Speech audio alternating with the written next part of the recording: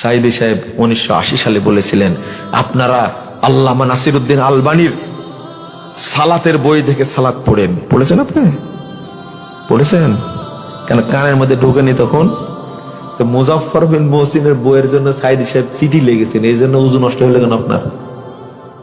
আলবানী রহিমাহুল্লাহর বইয়ের সাথে আলবানী ইমাম 800 বছর পরে পৃথিবীর মুখে শ্রেষ্ঠ মুহাদ্দিস, তার বই আপনি পড়েননি যেটা 80 সালে বলেছেন সাইদি সাহেব। আপনার লজ্জা হয় না কেন? শরম হয় না কেন? মুজাফফর বিন মুহসিনের বইটা আপনার এতই লাগলো, এতই আগুন ধরায় দিল, আপনি বইয়ের বিরুদ্ধে শুরু করলেন প্রচারণা। একবার পড়ে দেখেন, শুধু পড়ে দেখলেন, যদি আল্লাহ আপনাকে হেদায়েত দিতে চান তাহলে বুঝবেন আপনি। আমার আর বেশি দরকার নাই।